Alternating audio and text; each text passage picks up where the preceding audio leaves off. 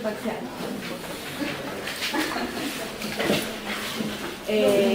Recuerden que el tema lo que es altura y regulación de la temperatura queda para el próximo parcial.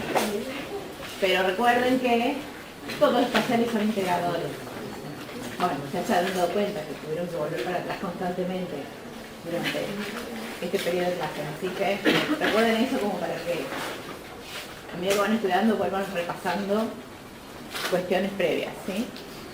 Bien, en este último teórico vamos a revisar algunas cuestiones previas y vamos a hacer un link con cuestiones futuras, ¿sí?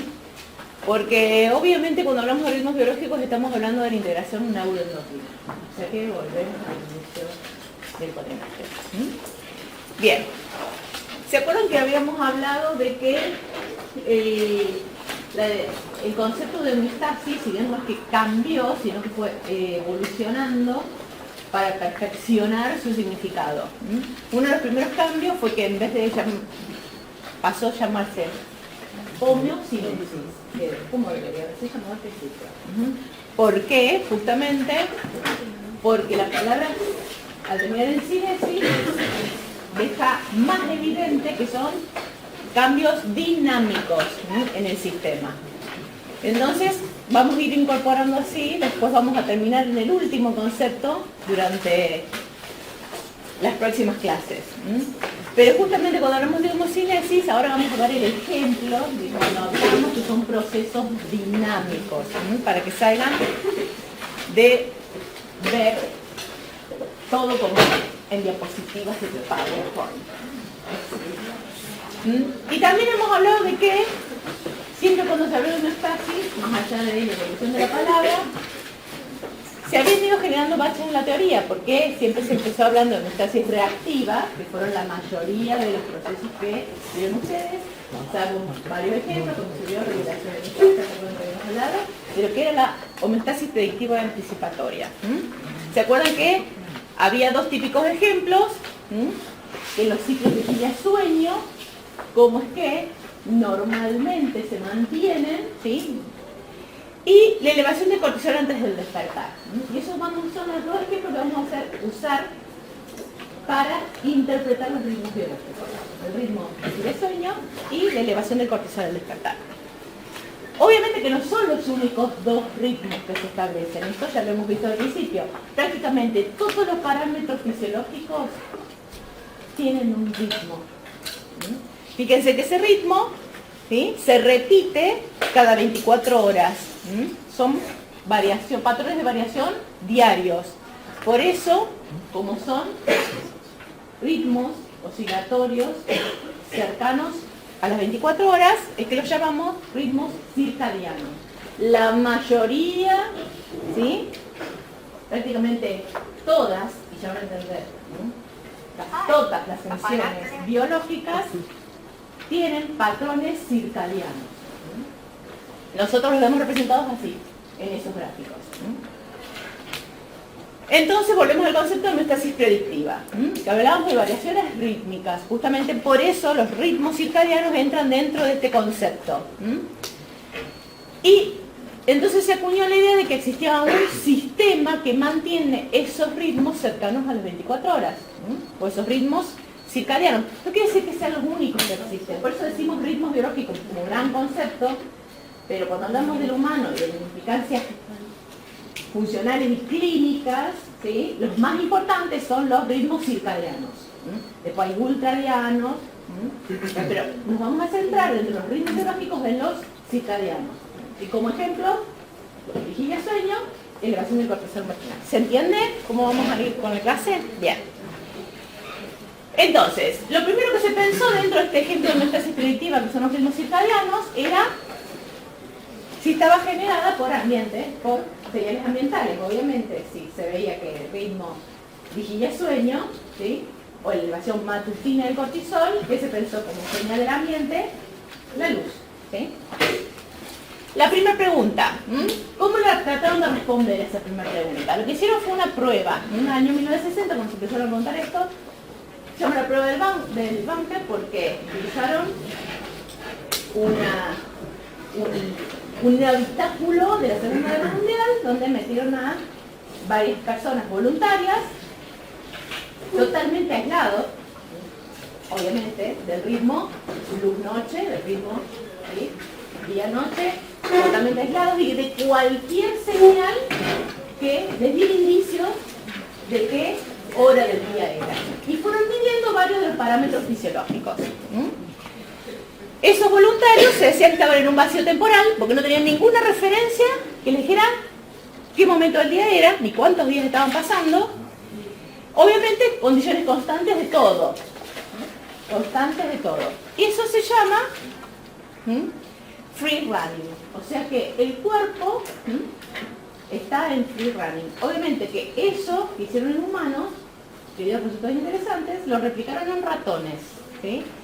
¿Y qué hicieron? Ya los mantuvieron en condiciones o de luz constante o de oscuridad constante, midiendo los parámetros fisiológicos. ¿Qué encontraron en los dos casos?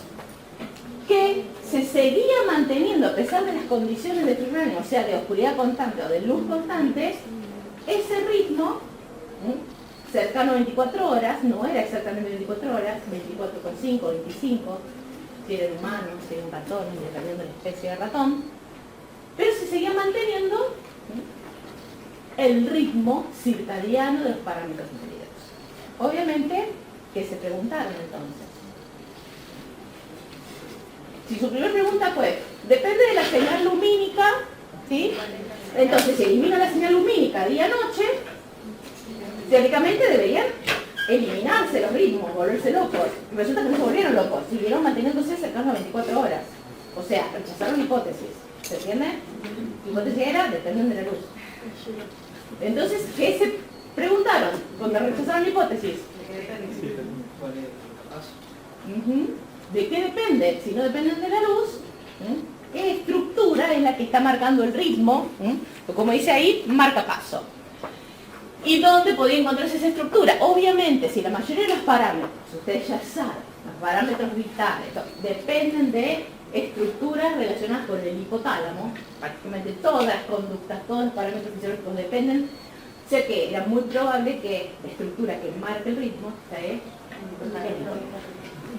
entonces, ¿qué se hace? Se empieza a romper, bueno, este núcleo, no pasa nada, este núcleo, no pasa nada. Van haciendo eso, pero lo mismo seguir insistiendo en que debería existir una relación con el ambiente. Porque ¿cómo es que 24 horas justo? Entonces lo primero que rompieron, ¿qué fue? Si seguían manteniendo acá la luz, tiene que algo que ver. ¿Qué rompieron? El quiasma óptico. Lo primero que rompieron fue el quiasma óptico, justamente. Entonces, en el tracto óptico, ¿qué pasó? Se mantuvieron, o sea, corroboraron su hipótesis rechazada. Y siguieron buscando en el hipotálamo. Y donde encontraron que, eliminando, dañando el núcleo, se alteraban los ritmos, es en las lesiones del núcleo supraquiasmático. ¿Sí? O sea que suprime la expresión de los ritmos, aún cuando los ratones tienen un ritmo de luz-oscuridad, o sea, manteniendo la relación luz-oscuridad. Si eliminas el núcleo supraquiasmático, eliminas los ritmos. O sea que el nexo más importante o el marcapaso de esos ritmos. ¿Y qué hicieron encima?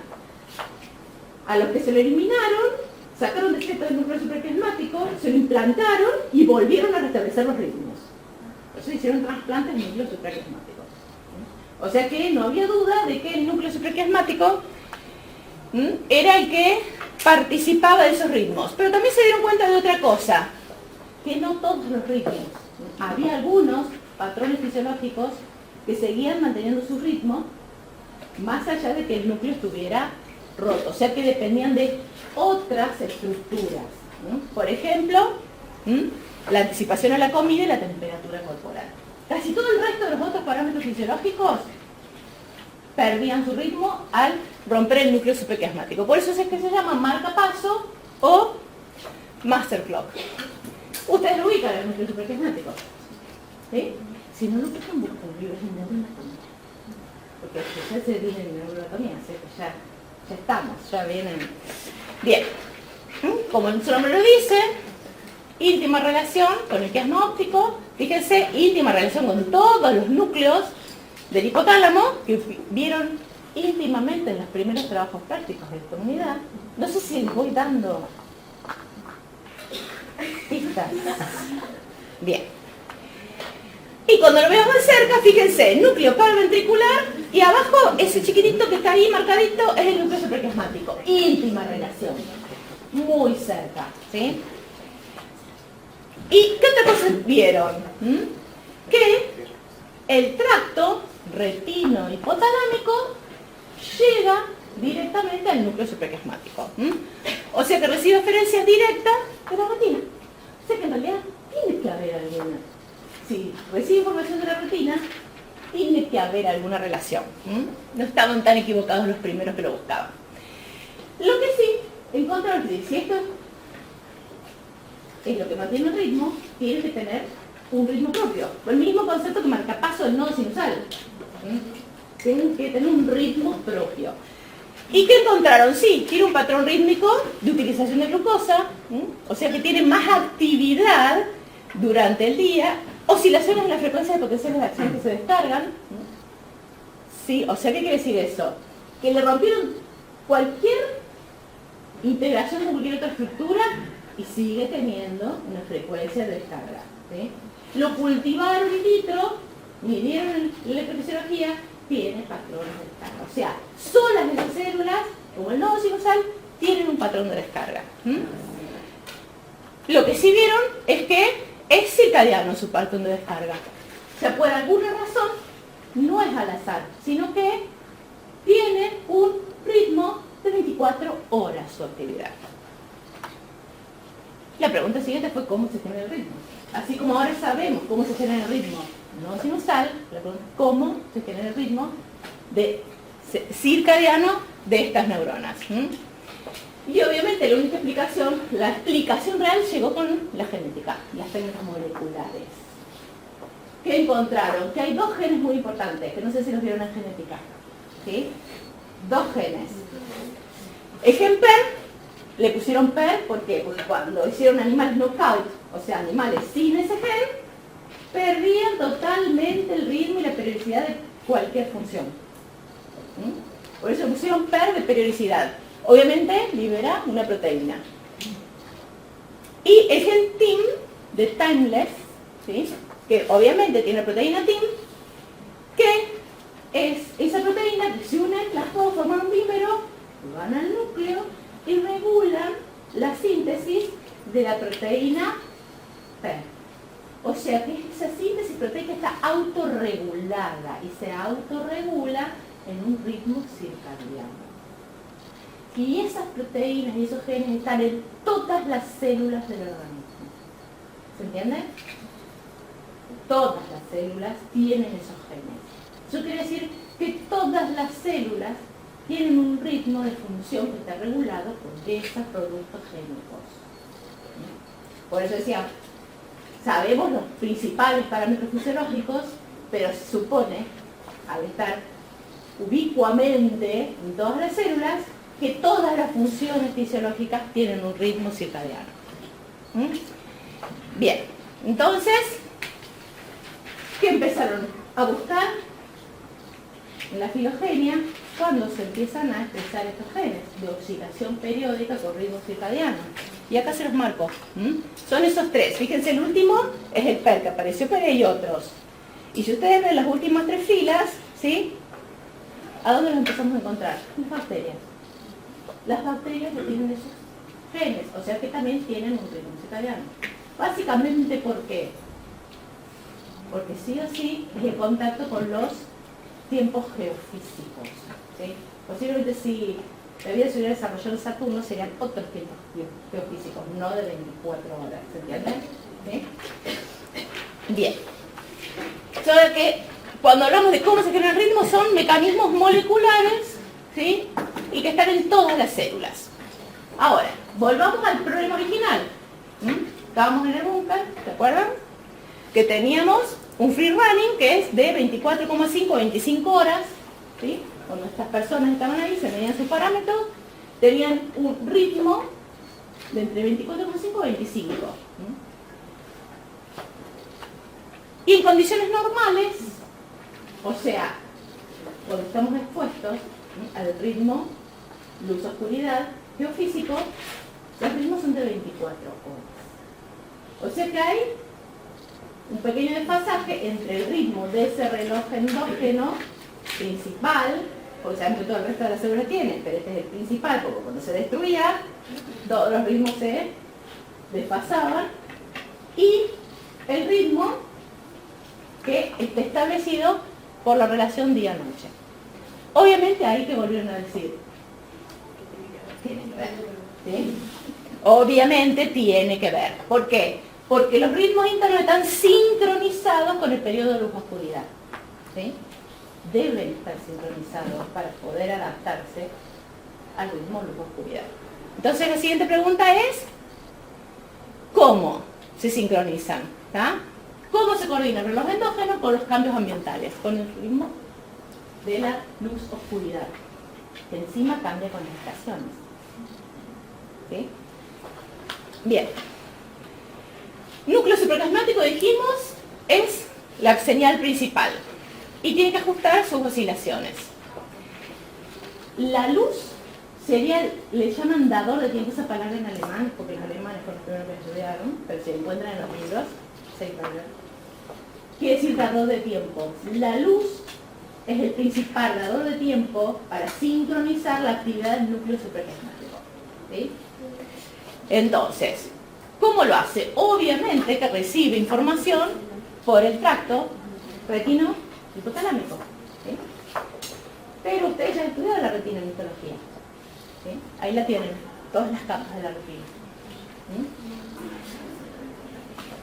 Esas capas de la retina, alguna de ellas puede traducir la información luz-oscuridad e enviársela al núcleo supraplasmático. ¿Cuál de ellas?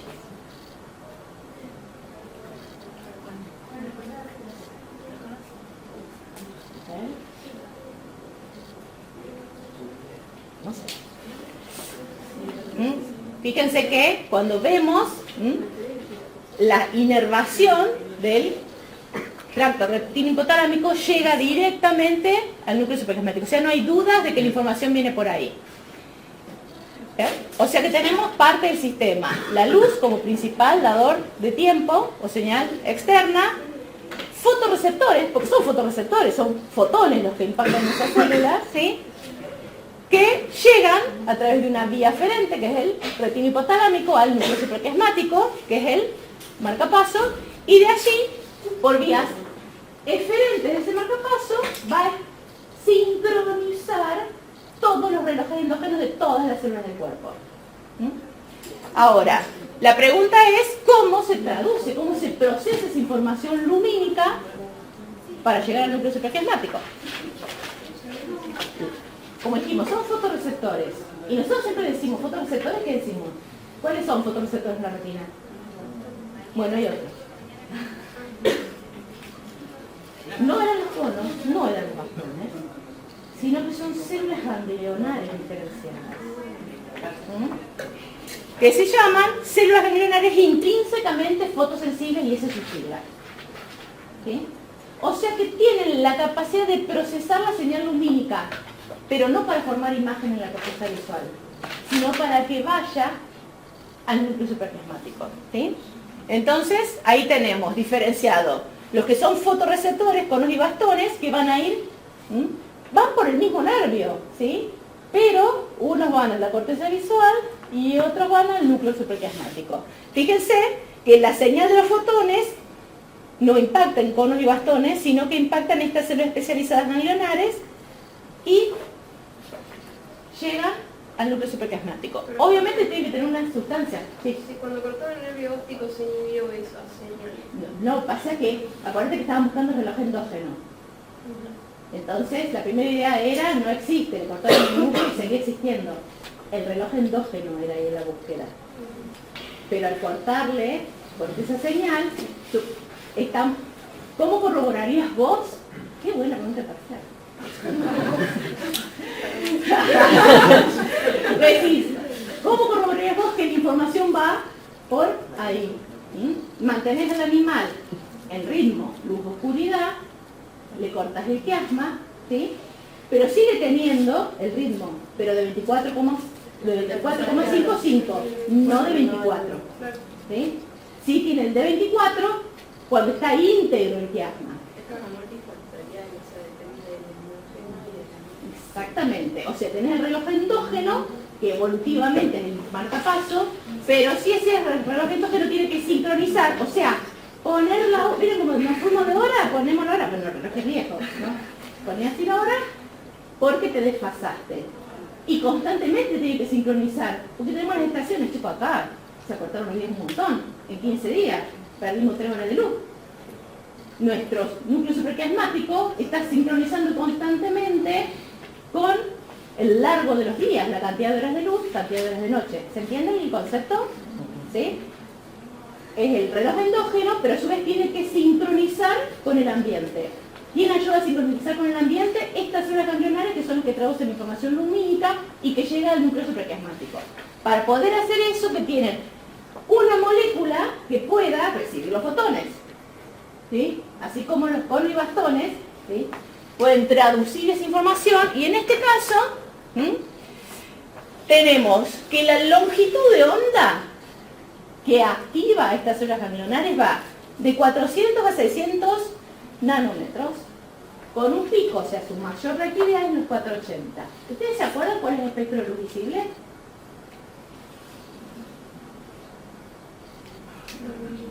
Sí. Infrarrojo sabemos que no. Ultravioleta tampoco, es muy chiquito el espectro visible. Bueno, está dentro del espectro visible. Y va un poquito hacia el infrarrojo. ¿Sí? Ahora vamos a ver, dentro de un ratito, bien el espectro visible. ¿Quién es el encargado de traducir esa información? Una molécula que se encuentra dentro de esas células ganglionares, intrínsecamente fotosensible, que es la melanopsina. ¿Sí? No es melanina, no es melatonina, es melanopsina. ¿Ya? La melanopsina, ¿qué hace? Fíjense, los fotones impactan sobre esa molécula que está acoplada a una proteína G. Proteína G acoplada a una fosfolipasa C. Esa fosfolipasa C sigue toda su acción y termina activando un canal transitorio que permite el ingreso de calcio extracelular.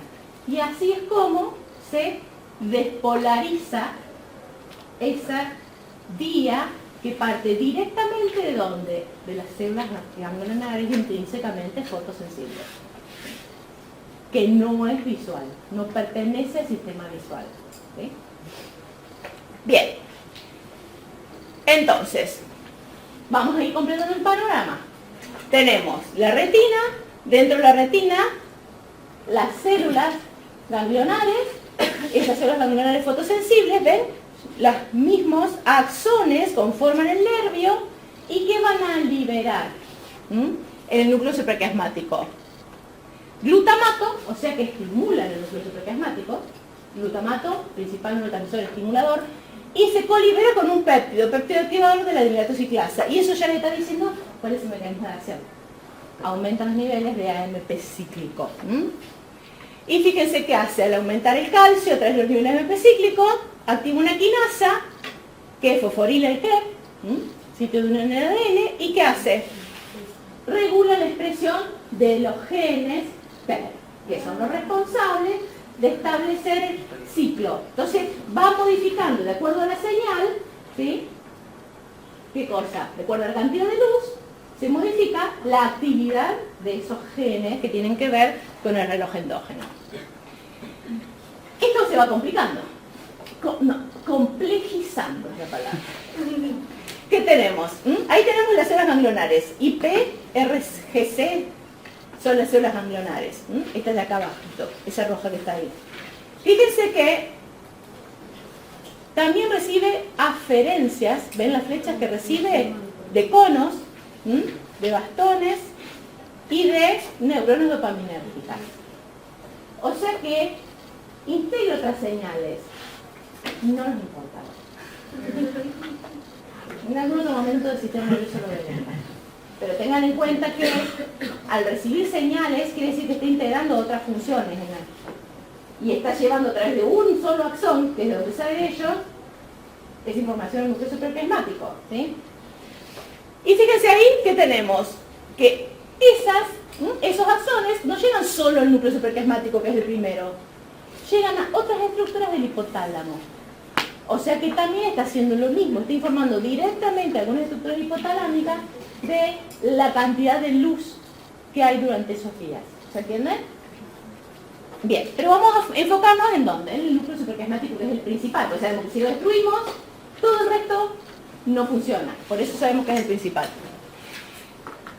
Ese núcleo supraquiasmático que recibe esa información a través de células ganglionares, a su vez tiene eferencias. Esas eferencias nos van a marcar las funciones que tiene. Fíjense, eferencial paraventricular, lo tiene arribita, ¿se acuerdan del núcleo supraquiasmático? ¿A dónde? Preóptica. Ustedes ahí tienen que ir pensando, del área paraventricular se liberan tales hormonas, del área preóptica se liberan tales hormonas. ¿Qué quiere decir? Están siendo regulada la liberación de esas hormonas. ¿Sí? Por eso cada vez que ven dicen, y tienen un ritmo con un pico a tal hora. ¿Tiene un ritmo por qué? Porque va llegando información y a nivel genético se va regulando la transcripción de los genes de la síntesis de esas hormonas. Área posterior, ¿sí? Paraventricular y dorso medio lateral. Y a su vez, fíjense a dónde llegan. ¿A dónde tiene? A núcleos que regulan la función del sistema nervioso autónomo. Por eso decimos que todos los parámetros fisiológicos son regulados por este sistema circadiano. Porque además de tener su reloj intrínseco, sigue siendo constantemente sincronizado por el núcleo supraquiasmático. Fíjense entonces, ¿qué tenemos? El núcleo supraquiasmático, ahí tenemos algunos de los parámetros, ¿sí? Que sistema autónomo, sueño, reproducción, el eje, reproducción, temperatura, pero la temperatura a través de la grasa parda, no la temperatura, sino de la actividad de la grasa parda y de la UPC1, ¿sí? Performance psicomotriz, ¿qué quiere decir? Nos va a ayudar a regular el estado de alerta, y el estado de alerta, por ejemplo, para hacer actividades cognitivas y motoras, también dependen de esa coordinación. Eso no quiere decir que nosotros estemos totalmente desfasados. Ustedes estudian hasta las 7 de la mañana y están desfasando este sistema, ¿sí? No quiere decir que no lo podamos hacer. Pero está regulado, si nosotros siguiéramos restrictivamente el reloj biológico, sabríamos cuál es nuestro mejor momento de estado de alerta para el aprendizaje. Lo que pasa es que es alrededor de las 10, 12, hasta las 2 de la tarde, después empieza a decaer. Lo que pasa es que nosotros, ¿qué pasa? Lo vamos corriendo, lo vamos desfasando a ese reloj. ¿Sí? Por un montón de situaciones que ya vamos a ver dos de ellas.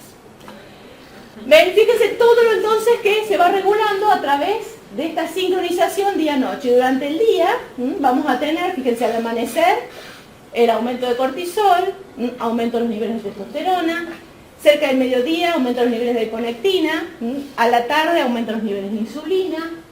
¿Por qué es importante saber eso? ¿Ustedes no vieron un trabajo práctico? Por ejemplo, porque ¿qué vieron en un trabajo práctico? Exactamente. Exactamente. Bien, obviamente que a través de todas estas hormonas, o sea, el núcleo supraquiasmático envía información por las vías eferentes a todos estos núcleos. Esos núcleos regulan la liberación de hormonas. Y a través de esas hormonas que está regulando los relojes endógenos de los tejidos periféricos. ¿Sí? Por eso se llama regulación neuroendocrina. En realidad está sincronizando constantemente. Ese sería el modelo. El núcleo supraquiasmático es el reloj principal y sincroniza todos los relojes periféricos a través de las hormonas y del sistema nervioso autónomo. Bien. Obviamente que ese marcapaso tiene que regularlo con mucha eficiencia. Entonces, además de vías eferentes, o sea, neuronas que llegan a esos núcleos, tiene hormonas que llegan a esos tejidos. ¿sí?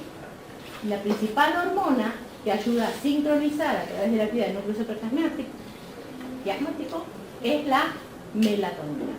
¿Sí?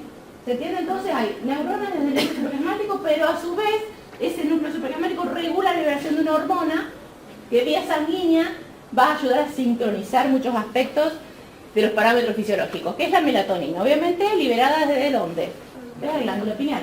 Entonces tenemos que saber cómo el núcleo supraquiasmático regula la liberación de melatonina en la glándula pineal. ¿Me siguen? Bien. Y ese sería el recorrido, ¿sí? Ahí si ustedes lo analizan, ese no está fácil, porque si ustedes no saben cómo empieza, lo van a terminar mal. Pero lo que sí tienen que estar seguros ahí, cuando ven ese gráfico, es en qué horario se libera melatonina. ¿Lo ven? Es en el periodo de sueño, durante la noche. ¿Sí? Es una hormona que se libera durante la noche. O sea que está en directa relación con el ciclo luz-oscuridad, porque se libera solamente durante el periodo de oscuridad. ¿Cómo es esa relación entonces? Ahí tenemos, eso que intenté dibujar, es el hipotálamo, la hipófisis y la médula. ¿Sí? Entonces, ¿qué tenemos? Durante el día, luz. La luz, ya sabemos, impacta en la retina por las células ganglionares intrínsecamente fotosensibles, ¿sí? Llega a dónde? Por el tracto retino-hipotalámico, libera glutamato, y para acá, pero el glutamato es más importante, al núcleo supraquiasmático. Esta vez lo conocemos con detalle. Desde ahí, ¿qué pasa? El núcleo supraquiasmático libera, si está en rojo, quiere decir que libera GABA. Eso quiere decir que todo el resto del camino, mientras hay luz, está inhibido. ¿Se entiende? O sea, ¿y el resto del camino qué es? Núcleo paraventricular, ¿sí? Hay una vía hacia la médula, una vía simpática que va a ¿dónde? Al ganglio superior, cervical superior, y de allí a la glándula pineal. Miren el recorrido que hace. Y vuelve, ¿sí? Todo eso dura mientras la retina, esas células ganglionares reciban fotones en cierto espectro, un nanómetro que era lo que vimos, va a estar inhibido. Por lo tanto, no se libera melatonina. ¿Se entiende? ¿Sí? Bien. Por lo tanto, durante el periodo de oscuridad, ¿qué pasa? No llega señal al núcleo supraquiasmático, el núcleo supraquiasmático no libera GABA, por lo tanto, el paraventricular se activa, o sea, pierde la inhibición, ¿sí? Y se activa toda la vía simpática que llega a la pineal. O sea que en la pineal llegan nervios, pero no hacen sinapsis con los pinealocitos, que son las células que tiene la glándula pineal, sino que se libera, ¿sí?, entre los pinealocitos y directamente estimula la liberación de melatonina. ¿Se entendió? O sea que las horas de oscuridad son las que determinan la liberación de melatonina. Por eso se dice que es la hormona del sueño o la hormona de la noche. Bien. Fíjense, la pineal, esa melatonina que se libera hace una retroalimentación negativa sobre el núcleo supraquiasmático, ¿sí? Impacta sobre receptores que tienen hipotálamo, o sea que va a regular la actividad de esas células y sale sangre y regula todo el resto de esos relojes periféricos. Y esa es la acción de la melatonina. Bien, entonces, como dijimos, mide la duración de la noche, porque dependiendo de la cantidad de horas de la noche, va a ser la cantidad de horas que se siente la melatonina. O sea que no solamente te está diciendo si es de día o si es de noche, sino que te está diciendo en qué periodo del año estás. Porque la cantidad de horas de oscuridad nos están marcando un fotoperiodo estacional también. ¿Se entiende? ¿Sí? Profe, la gente en la Antártida, por ejemplo, que tiene meses de luz y meses de oscuridad, ¿se regula por el reloj interno de 24/5? ¿Qué tenemos? Estamos todos alterados. Esto es si vivieran en la Antártida y no tuvieran luz artificial. Primero que se mueven, ¿no? Pero, ¿sí?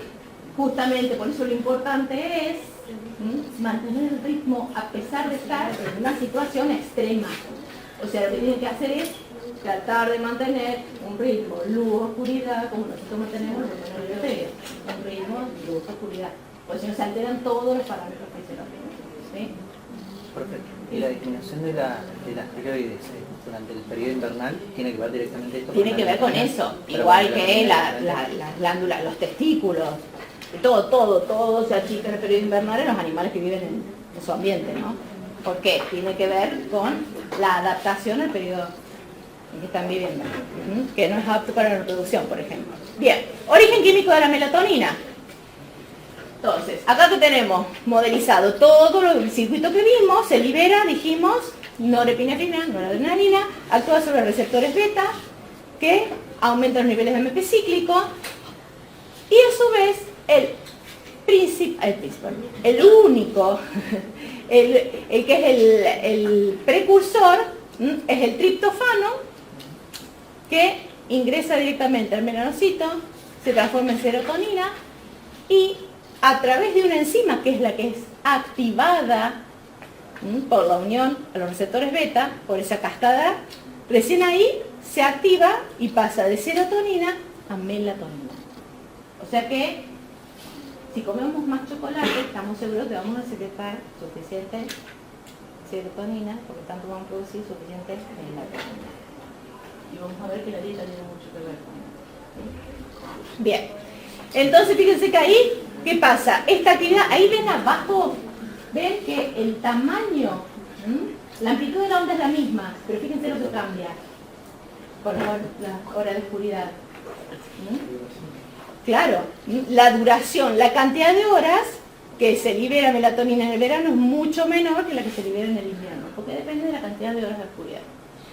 Por eso marca el fotoperiodo. Y esa enzima es la enzima limitante. ¿Sí? Si no es esa enzima, no se termina de sintetizar la melatonina. Y esa enzima solamente se activa cuando llega la señal a través de las neuronas a los pinealocitos. Mecanismo de acción. Y acá, este tiene todos los mecanismos de acción. Tiene dos tipos de receptores, pero esos receptores pueden ser de membrana o intracelulares. ¿Por qué? Porque la melatonina difunde, por eso tenemos esa, es la síntesis la que se regula, ¿se entiende? Como es liposoluble, estamos regulando, tenemos que activar la enzima para terminar su síntesis. Bien, como liposoluble decimos, bueno, tiene los receptores intracelulares, no, además tiene extracelulares. M1 y M2 se llaman ML1 y ML2, acoplados a proteína GI y a proteína GQ. Depende el tipo de tejido y depende de lo que va a estar haciendo la melatonina en ese tejido. Puede estar estimulando o puede estar inhibiendo. ¿Sí? Y a su vez también tiene receptores intracelulares. Fíjense que se unen a la calciocalmodulina y entonces pueden activar alguna proteína quinasa y a receptores de la familia retinoide directamente en el núcleo. Y acá hay otra cosa importante. ¿Ven abajo que no se ven casi nada? Que ahora se los... Perdón. Esa es la metabolización. Hígado. Recuerden que si es liposoluble tiene que pasar por el hígado. ¿Para qué? Para transformarse, hacerse hidrosoluble, poder eliminarse por orina. Esto que lo estoy marcando acá, ¿ven? Que la melatonina tiene la capacidad de que, fíjense que aquí dice, radicales libres, y ¿qué hace con los radicales libres?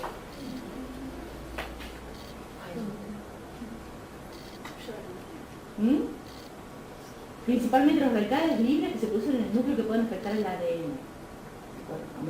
Es una de las principales razones por las cuales se puede... ¿Qué hace? Capta esos radicales libres. Por eso es un importante protector del ADN. ¿Sí? Esa es una de sus funciones. Entonces, cuando vemos las funciones, neuroendócrina que señala el fotoperiodo, ya sabemos cómo. Protector celular, porque tiene la capacidad de eliminar radicales libres, principalmente a nivel nuclear. Modulador de función reproductiva, inhibe el eje. Eso, recuerden que cuanto más aumenta la melatonina, más horas de melatonina se liberan, ¿sí? Es durante el invierno. Durante el invierno se inhibe el eje reproductivo. No nosotros tenemos esto. Estamos 24 horas deseados con esto. ¿Sí? Pero piensen que, para que puedan relacionar con algo, ¿sí? La época reproductora de los animales salvajes no son justamente en el invierno, al que podría perder la cría, ¿sí? Sino que empiezan en primavera. Así que tiene efecto sobre la inhibición de la función reproductiva y moduladora sobre el sistema inmune. Potencia la liberación de citoquinas de linfocitos T helper. Parecen tontas esas funciones, pero vamos a ver cuáles son sus implicancias. En el ciclo vital, ¿qué pasa? En los neonatos, ese núcleo supraplasmático que regula todo, todavía vieron que tardan unos meses en adquirir funcionamiento, muchos de los núcleos, 3 meses, muy bajas concentraciones y sin ritmo de la melatonina porque todavía no han adquirido las funciones. Entre los 2 y 3 años aumenta la secreción y aumenta el ritmo. Y uno espera que sea antes de los 2 años, así el chico duerme de noche. Pero ahora encuentran un fundamento por el cual el niño no duerme de noche. Todavía no tiene bien aceptado su ritmo circadiano. Y después, ¿en qué otra etapa de la vida tenemos problemas para dormir de noche? ¿Y qué pasa en la vejez?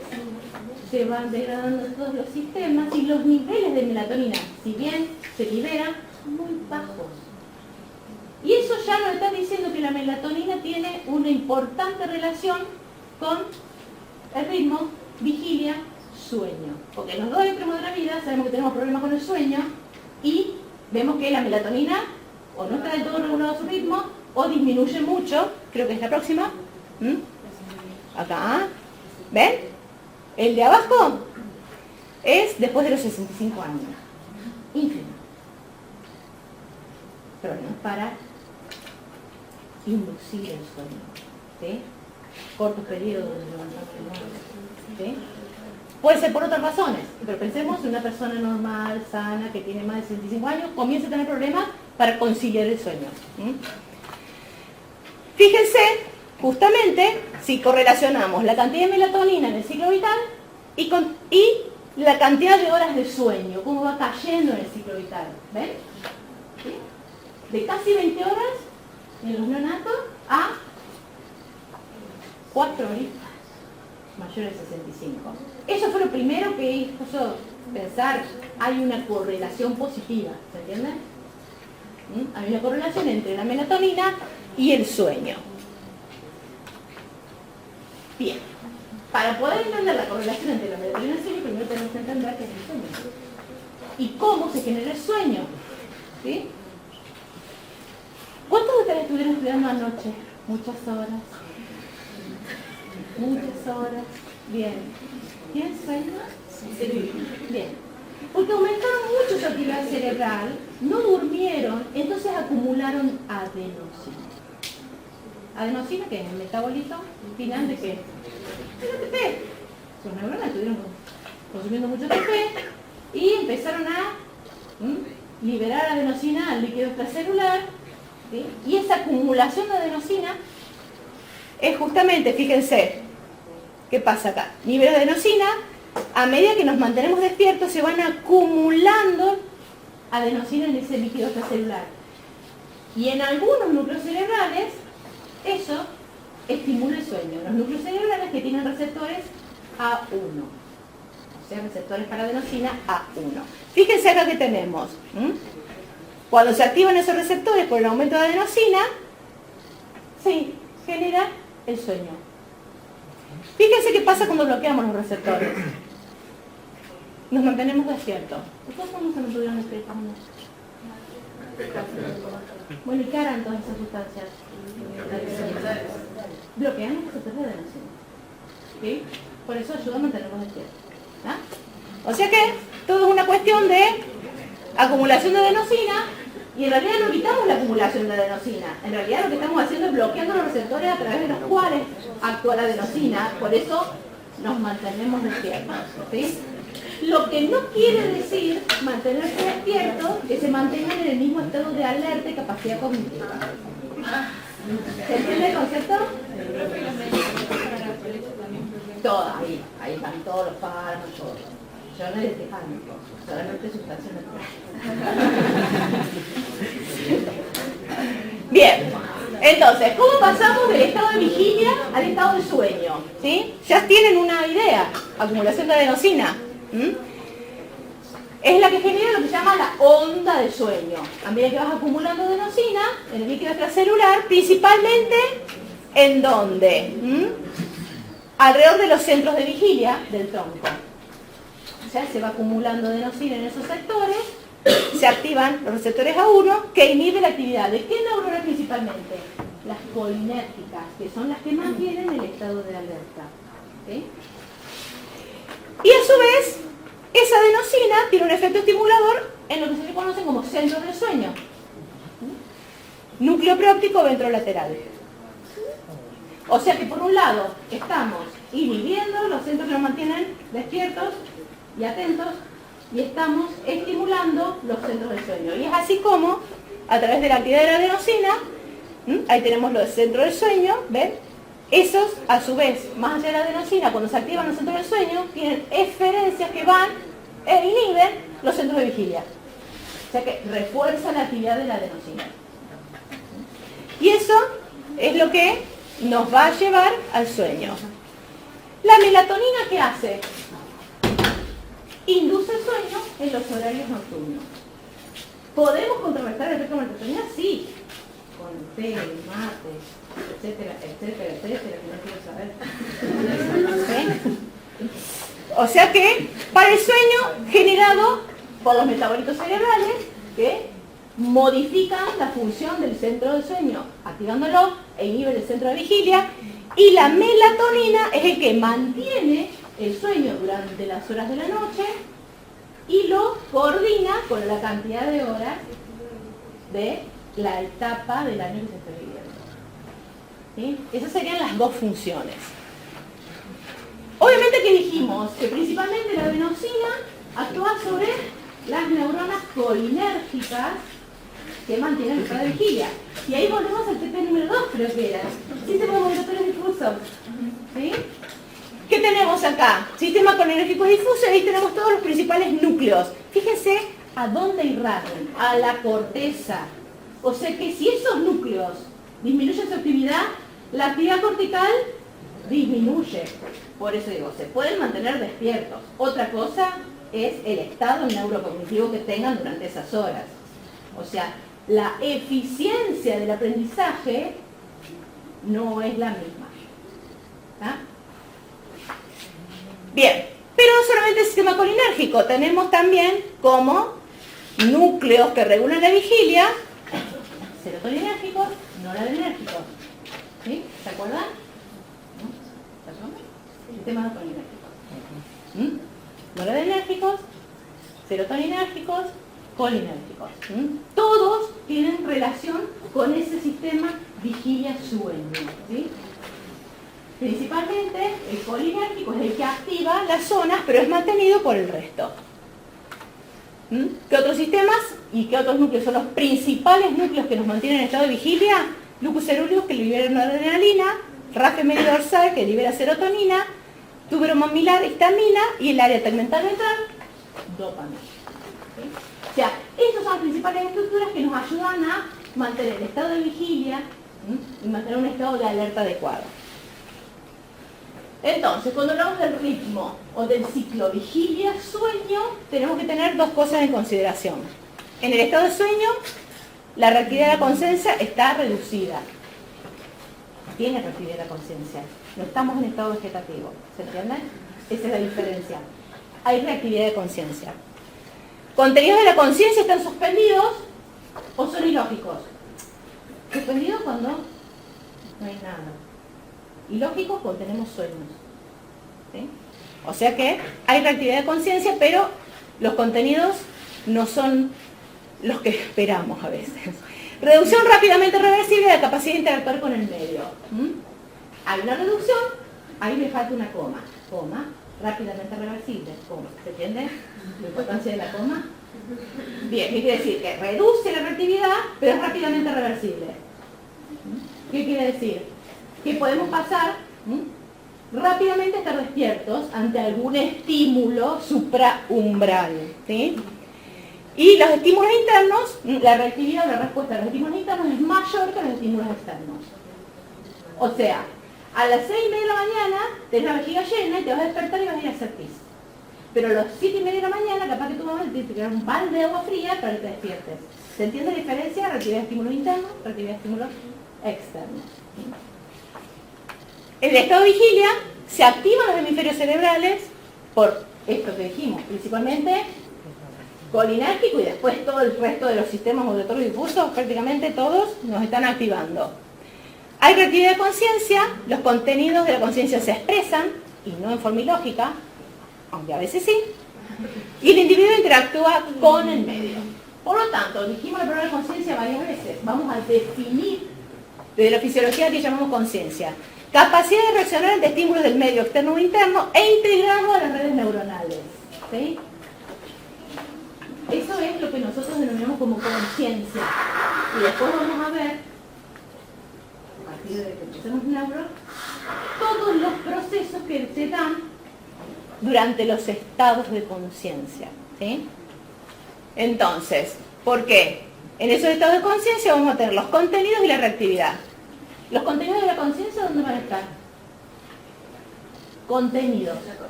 En la corteza. Todo lo que tenemos en esas redes neuronales. Justamente hemisferios, principalmente en corteza, pero también hay algunos subcorticales. ¿Y la reactividad de la conciencia dónde va a estar? El sistema que hace que esos contenidos se puedan expresar, si está activada, o se dejen de expresar, si está desactivada, en el tronco. ¿Sí? Todos los núcleos que vimos del colinérgico, ¿dónde están? En el tronco.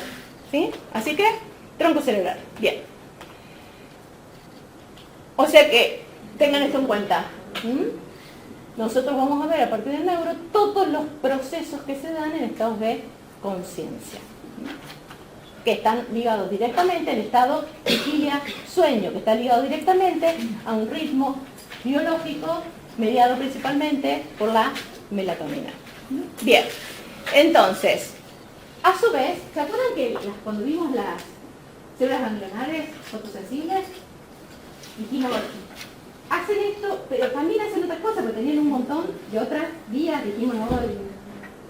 A dedicar solamente al supraquiasmático? Bueno, ahí en realidad es una síntesis, porque de un lado tienen las comunes, las ganglionares comunes, que lo único que hacen es llevar a la corteza visual para la construcción de la imagen y la percepción visual.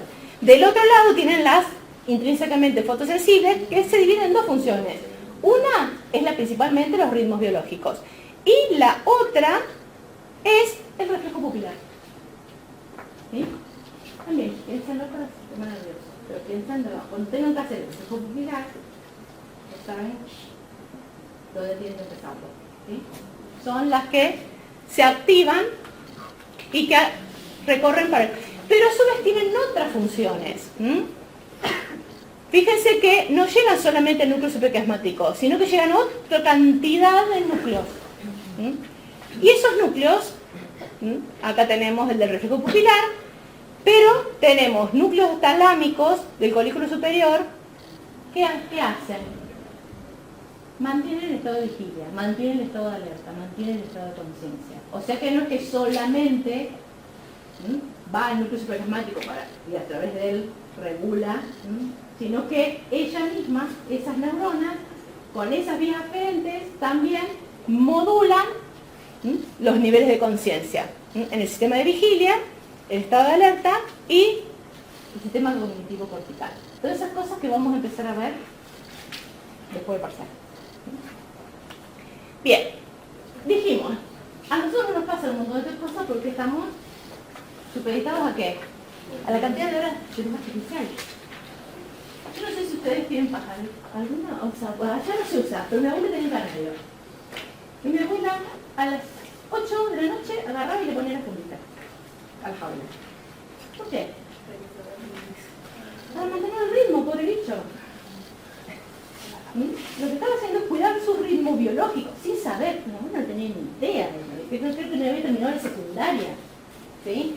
Pero obviamente ya se sabía popularmente que los canarios tienen una mejor vida si le pones la fundita, porque vos ya lo pusiste adentro, prendiste la luz y el canario va a seguir comiendo, va a seguir activado, ¿sí? Entonces, bueno, el canario disminuye su cantidad de vida, ¿sí? Nosotros también alteramos todas las funciones al estar expuestos a mayor cantidad de horas debido a esto. Y encima, antes era debido a esto, ahora tenemos la luz de la tablet. Todo oscuro, decís, no, si estoy en oscuridad, no, es la luz de la tablet, así. Igual, ¿sí? Estamos desregulando todo el sistema. Entonces, ¿qué pasa con los niveles de melatonina cuando entran en contacto con... ¿Se acuerdan que era la hormona de la noche? ¿Sí? Oscuridad. Puede comenzar a secretarse. ¿Qué pasa si veníamos durmiéndonos más bien y nos levantamos? Los niveles de melatonina descendieron y no vuelven a secretarse nuevamente. ¿Sí? O sea que estamos alterando la cantidad de melatonina en presencia de la luz artificial. Y fíjense, ahí tenemos el espectro de la luz del día. Que es la luz del día, es la que mantiene inhibida la liberación de melatonina. ¿Sí? Fíjense, estos son distintos tipos de luces, incandescente, fluorescente, halógena, LED. Todas, de una forma u otra, ¿sí?, están interfiriendo, ¿sí?, con que durante el periodo de oscuridad se libera la melatonina, porque están entrando en donde, entre esos nanómetros que activan los fotones de las células ganglionares intrínsecamente fotosensibles. Por lo tanto, tenemos luz artificial, no secretamos melatonina. ¿Y empezamos a qué? A tener trastornos del sueño. No por una vez, sino principalmente cuando eso se convierte en una rutina. Ejemplo, las personas que trabajan de noche. ¿Sí? O sea, van a empezar a tener un desfasaje de todos sus ritmos. ¿Sí? Pero nosotros prácticamente... también pasa lo mismo cuando, por ejemplo, la gente tiene como las habitaciones muy oscuras y se libera como más melatonina o no. En realidad estás Hasta que dormís más con él. Como que capaz en vez de dormís mejor. Sí. Bien. Dormís mejor. Pues recuerden que la melatonina lo que te hace es, te ayuda a coordinarte con las horas de noche y te ayuda a que la cantidad de horas de sueño sean las coordinadas con la luz. Obviamente que nosotros lo podemos hacer, es lo que hacen los que viven en Alaska. Tienen, en alguna época del año, no se oculta el sol. Tienen que sí o sí mantener su ritmo, porque si no empiezan a tener problemas que llegan hasta el nivel de problemas psiquiátricos, ¿sí? Ya sea por el excesivo, porque no hay melatonina, pero está todo el día expuesto a la luz, o al revés, durante cierta época del año, por la falta de luz. ¿Sí? Por eso se hacen terapias lumínicas en ese caso, para evitar la depresión por la falta de luz. O sea que esos trastornos son importantes. Sí. ¿Cómo sería que la melatonina te induce el sueño o solamente te coordina con los horarios? Fíjate que la generación de sueño son los metabolitos. ¿Sí? Bueno, sí. Porque te va a dar sueño sin melatonina. Pero la melatonina es la que, aumentando de noche, te mantiene el efecto de esa adenosina. ¿Se entiende? Por eso dice que te mantiene y te coordina, no te lo induce. Pero vos ya estás dormido, o sea. No, vos ya estás dormido. Pero ¿qué estaría induciendo la actividad neuronal o cómo se la adenosina? No, porque la adenosina se aumentó durante el día. Durante el día se te va acumulando la adenosina. Durante tu momento de actividad neuronal se acumula adenosina. ¿Sí?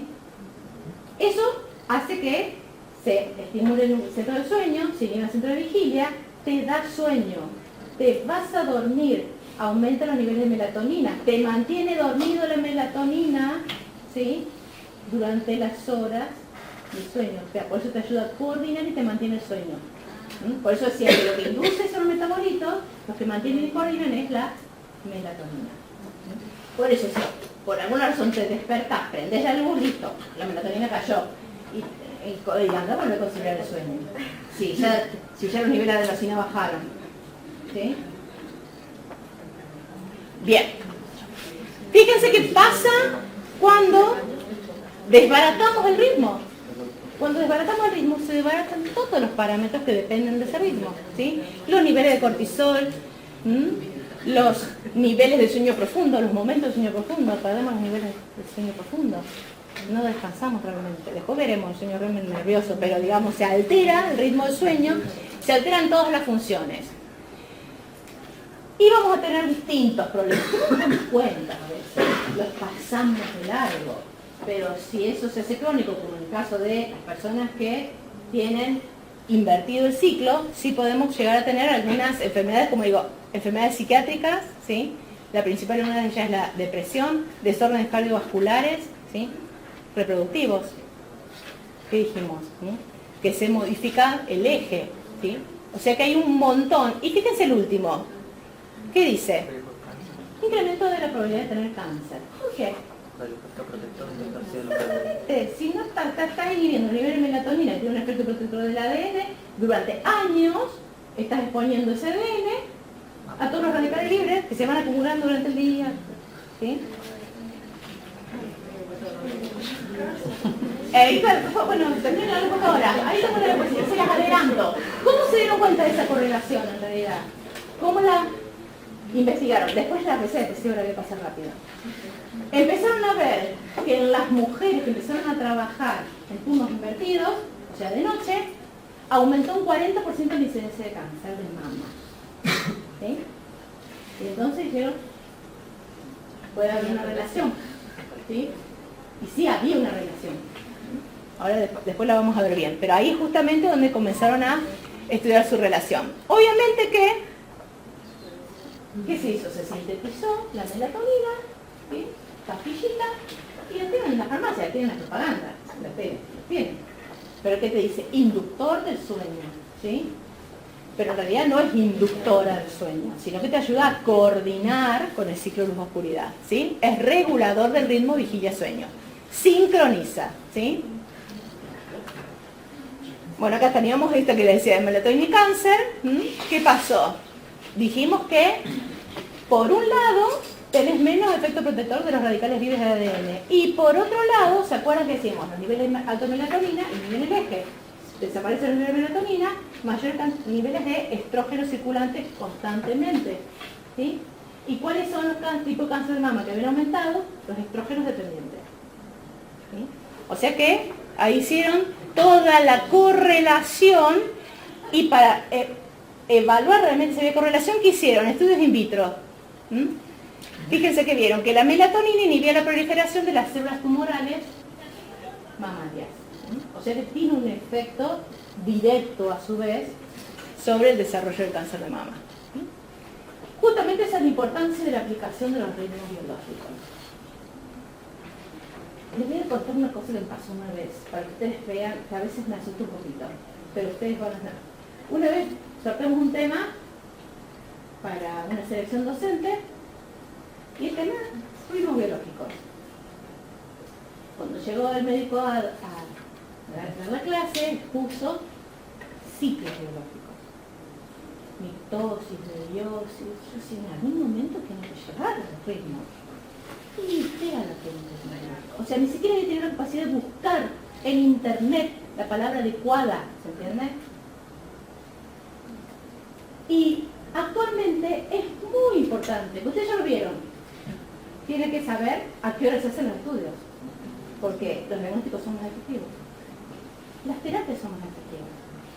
Hay algunas horas donde las células cancerígenas tienen mayor actividad, si le das el quimioterápico a esa hora, tiene más probabilidades de matar a esa célula que está activa y las normales no. O sea, tiene una aplicación muy importante. O sea, ergo, ustedes tienen una sola vez en mi vida un médico clínico me preguntó cuántas horas dormía y a qué hora dormía. Una sola vez. Tampoco voy tanto. Pero es importante conocer el paciente eso, ¿sí? Digamos, para que ustedes vean. Porque va a ir para ahí, va a ir para ahí. Todo va a ir para ahí. Diagnósticos, ya lo vimos. Cronodiagnósticos, al tener todos los parámetros fisiológicos, modificaciones en el ritmo, tenemos que conocer de ese parámetro que vamos, sobre el que vamos a hacer un diagnóstico, cuál es su ritmo. Por ejemplo, cuando hacemos ustedes lo vieron en el cortisol, pero cuando hacen una sobrecarga de glucosa, tampoco hay que hacerlo de horas, ¿sí? Porque la liberación de insulina tiene un ritmo. Entonces va a ser un dato falso, nos va a llevar a un diagnóstico falso. La otra cosa importante, dijimos, en la terapéutica, y esa rama se llama cronofarmacología, ¿sí? Y tiene cada vez más desarrollo. Entonces, dijimos, ciclo vigilia-sueño, más o menos le quedó claro el rol. Dijimos, vamos a dar otro ejemplo paradigmático que es los niveles matutinos de cortisol. Dijimos que, ven, ahí es que tienen, es un ratón eso, un corte de ratón, de cerebro de ratón, pero es el más lindito que encontré. Núcleo supraquiasmático, llegan las neuronas, las eferencias, ¿a dónde? A las células que liberan CRH, que van a estimular la liberación de ACTH, que normalmente aumenta antes que aumenten los niveles de cortisol, ¿sí? O sea que el ritmo está directamente ligado a ¿qué? A lo que está marcando el núcleo supraquiasmático. Fíjense que ahí lo tienen modelizado, ¿sí? Que va a activar la síntesis antes de iniciar el día de ACTH y unas horitas después cortisol. Ahora, la melatonina también tiene efecto. O sea, eso es directo. Núcleo supraquiasmático regula directamente a través de diferencias la liberación de CRH y ahí el eje ACTH, cortisol. Pero la melatonina induce la disminución de la respuesta del ACTH. ¿Por qué? Fíjense, ¿cuándo se libera la melatonina? El pico es a las 12 de la noche. ¿Y ahí qué está haciendo? Disminuyendo la respuesta de ACTH. Está manteniendo bajos los niveles de cortisol, ¿sí? Cuando cae la melatonina, la ACTH vuelve a estar sensible, ¿sí? ¿A qué? A los niveles de CRH que estimula el núcleo supraquiasmático. ¿Se entiende? Bien. Entonces por eso se dice que tienen un ciclo inverso. Cuando está alta la melatonina, están bajos los niveles de cortisol. ¿Y qué pasa cuando hay una supresión aguda de melatonina? O sea que estamos expuestos y después y al otro día tenemos que ir a hacer unas elecciones de cortisol. Mal. O sea, ¿qué recomendaciones tenemos que dar a ese paciente? Que duerma a las 8 horas, que inicie el ciclo de sueño a tal hora y lo termine a tal hora y que no se levante en ningún momento, porque vamos a tener alterados los niveles de cortisol que le vamos a estar midiendo. Dato falso. Vamos a tener, ¿sí? Bien. Entonces, pero sabemos, esto es como para que vean los niveles de complejidad. Núcleo supraquiasmático, ritmo circadiano, melatonina, completa ese ritmo. Pero a su vez, la glándula suprarrenal tiene su propio reloj endógeno. Porque todas las células tienen su reloj endógeno. Y todas las glándulas, ¿sí? Pero obviamente está supeditada ¿a qué? A la melatonina. Coordinado por el núcleo supraquiasmático, a través del paraventricular y también por la melatonina. Y justamente la función de todo esto es preparar al organismo para el despertar. Cuando aumentan los niveles de cortisol en el momento de despertar, ¿qué estamos haciendo? ¿Qué hace el cortisol? Efecto metabólico del cortisol. Tuvimos el ayuno de toda la noche. Los niveles de glucosa se van manteniendo porque vamos quemando un montón de cosas, pero el hígado tiene hasta poquito, dura un poquito, se mantiene. Y para mantener todo hasta el momento de levantarse, necesitamos subir los niveles que fueron bajando durante la noche. El cortisol es el que eleva esos niveles. Entonces, el cortisol termina siendo un mensajero indirecto del núcleo supraquiasmático. Y a través de los efectos metabólicos del cortisol, estamos regulando a su vez las células efectoras y es como que se va trasladando ese efecto rítmico, ¿se entiende? Bien, por eso tenemos Cuando hablamos de la regulación del cortisol, tenemos, fíjense, de este lado el ritmo circadiano y de este lado el eje, ¿sí? Y los dos están correlacionados, porque los ritmos circadianos regulan la funcionalidad del eje. Bien, y a su vez, a través del cortisol, los relojes periféricos de hígado, principalmente para mantener la glucemia. Ahora, esto se va complejizando más. ¿Por qué? Acá que empezaron a ver. Esto es un ratón, en esto se llama wild type, o sea, es el básico, que tiene todos sus genes completos. El del lado, eliminaron genes que tenían que ver con los relojes endógenos. Fíjense qué le pasó. Engordó, tiene hiperlipidemia, dislipemias, ¿sí? Hipoinsulinemia. O sea que se desreguló metabólicamente. Obviamente, ¿por qué? Porque estamos desregulando todos esos mensajeros periféricos, no es solo el cortisol ya, la insulina, todos esos ritmos se desregularon al ser knockout de los genes del tiempo, ¿sí? Por lo tanto, hay una desregulación metabólica. O sea, si desregulamos el reloj, podemos caer en como una consecuencia en un síndrome metabólico. Bien. ¿Esto por qué? Porque así como eso se vio en animales knockout, esa desregulación de esos estímulos dadores de tiempo y de la sincronicidad con los relojes internos puede ser modificada por el estilo de vida. ¿Sí? ¿Cuándo se empezó a ver eso? Cuando salíamos, siempre le doy el ejemplo, cuando salíamos a correr para cazar el cerdito o el que sepa comerlo, no teníamos ese problema, porque bajaba la noche, prendíamos un fueguito que no nos llega, los fotones a impactar ahí, nos íbamos a dormir, todo bien. No había síndrome metabólico en esa época. Ahora tenemos luz todo el día, celular, laptop, LED, tenemos de todo y encima la heladera llena. Esos son los cambios de los patrones que nos modificaron, ¿sí? Esa sincronización con los relojes endógenos. ¿Sí? Y los ritmos metabólicos y la comida pasa a ser un sincronizador. O sea que además de la luz, ahora tenemos la comida como sincronizador. Esto después se os vuelvo a poner. Que sería otro dador del tiempo. ¿Se acuerdan? El principal que vimos es el principal, la luz, pero lo tenemos totalmente alterado. Y encima tenemos otros que no son fotónicos dadores del tiempo. El principal es la comida y otro es el ejercicio, las relaciones sociales, o sea, todo eso se va ampliando cada vez más. Nosotros no tenemos solamente en la luz y un poquito la comida. Perfecto. Fíjense, la comida no afecta el reloj el master clock, no afecta el núcleo supraquiasmático, sino que afecta directamente, ¿ven? ¿Qué cosa? Los relojes periféricos, ¿sí? Porque solo altera algunos, desincroniza los relojes periféricos que tienen que ver con la ingesta y el metabolismo, ¿sí? Y la anticipación a la comida. Con esto. O sea que vamos a cambiar el patrón de alimentación y la conducta alimentaria. O sea que sumamos, sí, tenemos los dos. Uno es regulado por exceso de luz y otro es regulado por exceso de comida. ¿Sí? Y encima no es por exceso de comida solamente, sino la calidad de la comida y el momento en que comemos, alta cantidad de calorías, nos desincroniza el reloj. ¿Se entiende el concepto? Tiene que haber varias cosas conjuntas. Obviamente que esta hipótesis, ¿de dónde partió? Personas con síndrome metabólico, en general, ¿qué va pasando?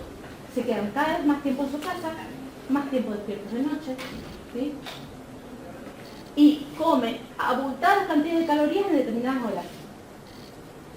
Entonces dijeron, vamos a hacer lo mismo con animales, ¿sí? Pero solamente le vamos a cambiar, ¿qué? Horarios restringidos de alimento. De las 24 horas, solamente a 2 horas le dan alta cantidad de calorías. ¿Y qué vieron? Y después nada, ayuno. Nos pasa mucho a nosotros. 18 horas de ayuno, llegar, beber la leche, con lo que hay. Estamos desincronizando los relojes. anda, baja el rollo. Desincronizarte el reloj metabólico principalmente. O sea, para bajar el rollo, tienes que volver a sincronizar el reloj metabólico. Por eso te dice, las comidas son 4 a la mañana. Ok, porque lo que haces es sincronizar el reloj metabólico. ¿Se entiende? Bien, entonces, ¿qué encontraron? Que había, por ejemplo, acá dice corticosterona porque los ratones no es cortisol, es corticosterona, pero es el mismo elemento, ¿no? Tiene otro nombre. Fíjense que el pico de cortisol ya no era regido por el ciclo de oscuridad, sino que después de varias semanas de darle, supónganse, el alimento a las 3 de la tarde en alta cantidad, el pico de cortisol se trasladaba a antes de la hora de comer. Miren el nivel de desregulación, ¿sí? Que ya cosas que dependían del ciclo de oscuridad pasan a depender de la disponibilidad de alimento.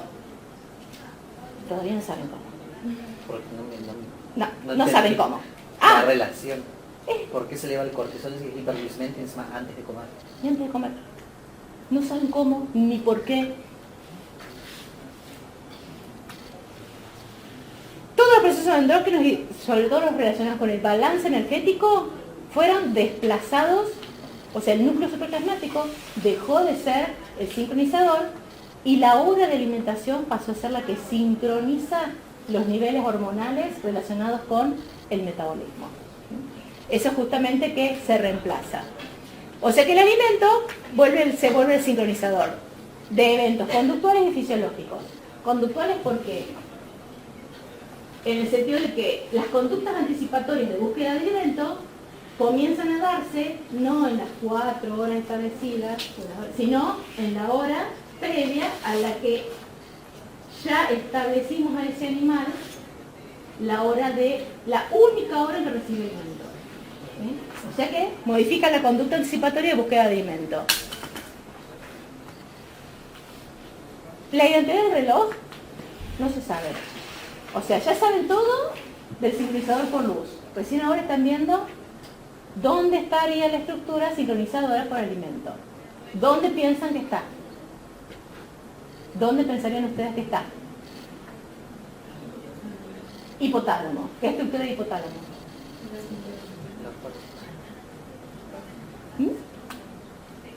La parte dorsomedial. ¿Por qué? Es la que más está relacionada con qué? Con alimento. ¿Sí? O sea que recién ahora están estudiando eso. Pero sí se sabe que es un hecho porque clínicamente se observa eso, en las personas que tienen síndrome metabólico principalmente. Y tanto el núcleo supraplasmático como los periféricos, dijimos, son reseteados al horario de comida. ¿Sí? Entonces, pónganse unos días a analizar sus conductas alimentarias. Qué bonita forma de... Vuélvanse eso ustedes y piénsenlo. ¿Cuántas horas hagan así como en los últimos 15 días comí a las 6 de la tarde, porque no desayuné, no almorcé, comí almuerzo, cena, merienda, todo junto a las 6 de la tarde. Obviamente después, posiblemente me quedé despierta con uno hasta las 2 de la mañana. Piensen todo lo que están sincronizando en su vida diaria, ¿sí?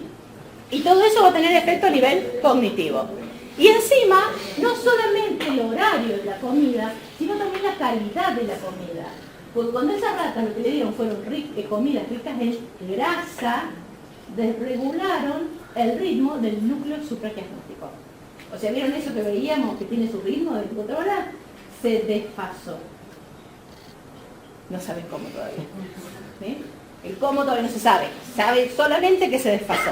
Como una evidencia de que no solo la cantidad y la hora, sino la calidad de la dieta también tiene impacto sobre los relojes endógenos. Entonces, para terminar, cuando hablamos de ritmo circadiano, hablamos de variaciones cíclicas cercanas a las 24 horas, relacionadas con día-noche, que impactan sobre el organismo, pero en el organismo se van generando ritmos como estrategia adaptativa. Todos esos mecanismos anticipatorios van a generar los ritmos. Fíjense que son fisiológicos, bioquímicos y conductuales. ¿Por qué? Son todos partes de los sistemas que llamamos homeostasis predictiva. Como función es el sistema de control y regulación que va a transmitir el orden temporal. ¿Sí? Ahora ya saben cómo se transmite ese orden temporal y cómo se desregula ese orden temporal. Lo que sí, sabemos que son ubicuos, o sea que todas las células tienen ritmo, son endógenos, si bien los sincronizamos con la luz-oscuridad, son endógenos los ritmos, son oscilaciones autosostenidas porque se autogeneran por esa retroalimentación negativa de los genes PER y timeless, son innatos, desde que nacemos los tenemos, se encuentran en todos los niveles de organización, del genético, y se sincronizan con el ciclo de luz-oscuridad o con los alimentos. Más adelante veremos que otras cosas, pero por ahora, luz-oscuridad y alimentos. El ciclo de luz-oscuridad, ya saben el cómo, con el alimento saben que tienen impacto, que se desincroniza, pero no sabemos el cómo. ¿Sí? Entonces, cuando hablamos de ritmo circadiano, recuerden, saber cómo se procesa la información de la luz y la oscuridad, cómo se genera la relación entre el núcleo supraquiasmático y todos los efectores que tiene después, desde el sistema nervioso central, sistema simpático, parasimpático, o sea, todas las vías eferentes, todos los núcleos, principalmente hipotalámicos, para llegar a la periferia. Entonces, cuando tengan que definir reloj biológico, lo definimos como un sistema. Volvemos a la definición de sistema. Principalmente a nivel celular, pues está en todas las células, pero es regulado, sincronizado desde otras estructuras. Y recordar que todo ese sistema no solamente es controlado por la luz, sino también el que está bajito, ¿ven? La disponibilidad y la calidad de los alimentos. Fíjense que actúa a dos niveles. Uno sobre el núcleo supraquiasmático y nivel central, y otro sobre la periferia. Bien. Chicos, el viernes, ¿sí? Vengan a las 10. Sí, así tienen más tiempo. Porque si no, después nos echan del aula. A la 1, bien, tenemos otra hora.